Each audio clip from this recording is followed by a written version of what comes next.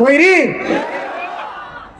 লিল্লাহি তাকবীর, লিল্লাহি তাকবীর, ইনকিলাব ইনকিলাব, জিন্দাবাদ জিন্দাবাদ। আগে রঙিন জামা পরা ফেসিবাদকে যেমন লাল কার্ড দেখিয়েছে জনগণ, আবার ফেসিবাদের রূপ নিয়ে কেউ আসলে তাকে ডাবল লাল কার্ড দেখায় দেয়। না না, 12 তারিখ পর্যন্ত না, এই দেশ এবং জাতির মুক্তি না হওয়া পর্যন্ত লড়াই আমাদের চলবে।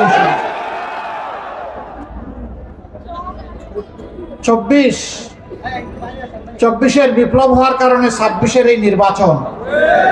24-এর দাবি কি ছিল? আমাদের কলিজার টুকরা সন্তানেরা রাস্তায় নেমে বলেছিল উই ওয়ান্ট জাস্টিস।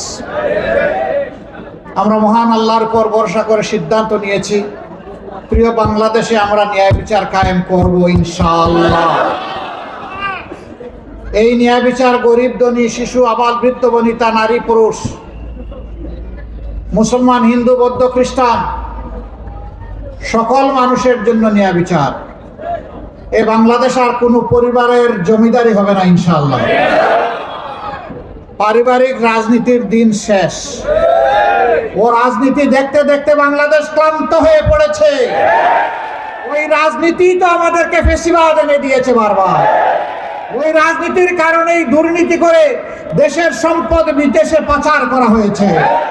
ওই রাজনীতি তো আমাদের ব্যাংকগুলোকে ধ্বংস করে দিয়েছে। ওই রাজনীতি তো শেয়ার মার্কেটে আমাদের 34 লক্ষ যুবককে পথে বসিয়েছে। ওই রাজনীতি শেয়ার মার্কেট লুটের পরে 137 জন মানুষকে আত্মহত্যায় বাধ্য করেছে। ওই রাজনীতি তো আয়নাঘর তৈরি করেছিল। ওই রাজনীতি দেশের মানুষকে বিশেষ করে মা বোনদের ইজ্জত সংরক্ষণে ব্যর্থ হয়েছে। ওই রাজনীতি আমাদের সন্তানেরা অচল করে দিয়েছে। সন্তানেরা ঘুমায় পড়ে নাই, তার প্রমাণ হচ্ছে দেশের 5টা বিশ্ববিদ্যালয়। ঢাকা বিশ্ববিদ্যালয় সেপ্টেম্বরের 9 তারিখ প্রথম ভোট অনুষ্ঠিত হয়।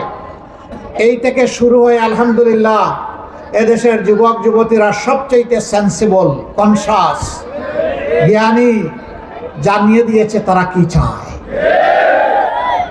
তাদের রায় হবে ইনশাআল্লাহ 12 তারিখের রায়। যা হয়েছে 5টা বিশ্ববিদ্যালয়ে, আল্লাহ মেহেরবান, ইনশাআল্লাহ 56,000 বর্গ মাইলে আগামী 12 তারিখ সেই রায় জনগণ দেখতে পাবে ইনশাআল্লাহ। এই যে আজকে রাতের বেলা আপনাদেরকে কেউ পয়সা করে দিয়ে আনছে? এখানে খিচুড়ি বিরিয়ানি আছে? কিছু নাই।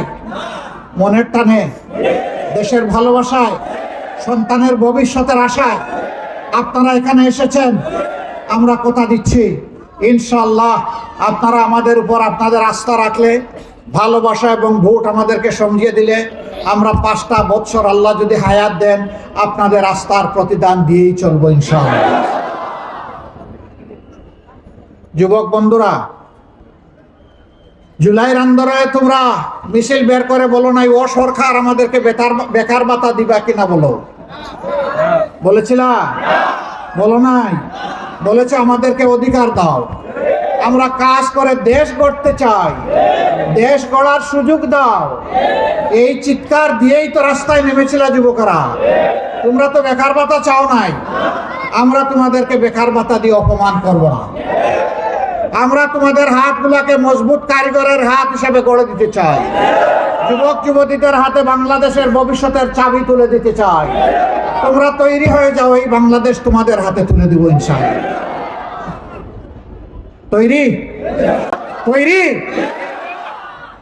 লিল্লাহি তাকবীর, লিল্লাহি তাকবীর, ইনকিলাব ইনকিলাব, জিন্দাবাদ জিন্দাবাদ।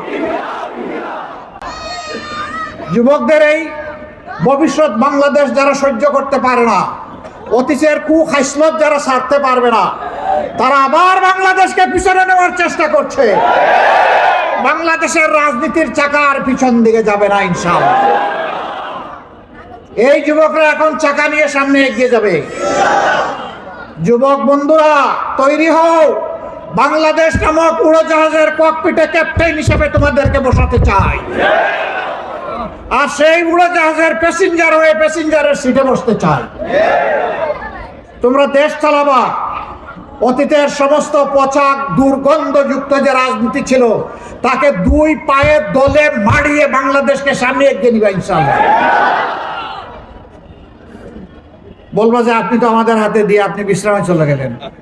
না, আমিও তোমাদের সাথে যুবক হয়ে লড়বো ইনশাআল্লাহ। প্রিয় বন্ধুগণ, অতি দুঃখ ভারাক্রান্ত মনে আমাকে বলতে বাধ্য হচ্ছে, এখানে আমার মায়েরা ইনসাফের পক্ষে ভোট চাওয়ার জন্য বের হয়েছিলেন।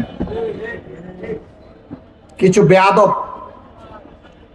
আমার মাদেরকে অপমান করেছে। আমরা ব্যতীত আইন শৃঙ্খলা রক্ষাকারী বাহিনীর সামনেই কাজ করা হয়েছে। এখন ফেসিবাদ, আগে রঙিন জামা পরা ফেসিবাদকে যেমন লাল কার্ড দেখিয়েছে জনগণ, আবার ফেসিবাদের রূপ নিয়ে কেউ আসলে তাকে ডাবল লাল কার্ড দেখায় দেয়।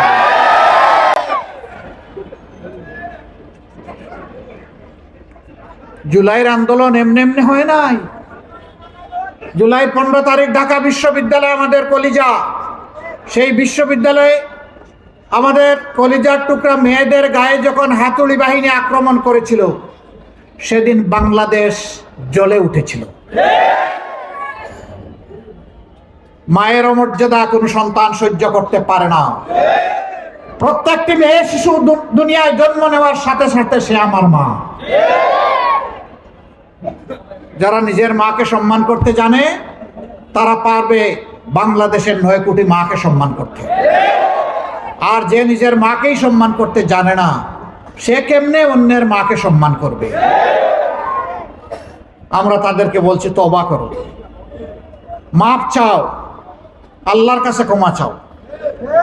যে মাকে অপমান করেছে তার কাছে গিয়ে মাপ চাও, আল্লাহ মাফ করে দিবেন, আশা করি তারাও মাফ করে দিবেন। কিন্তু সেই পথ না ধরে যদি বাঁকা পথ ধরতে চাও, সমস্ত রাস্তায় তোমাদের চলাচল থামিয়ে দেওয়া হবে। মায়ের সন্তানেরা জীবিত থাকবে আর মায়ের অপমান হবে, এই সন্তানদের বাঁচার চাইতে মরাই উত্তম।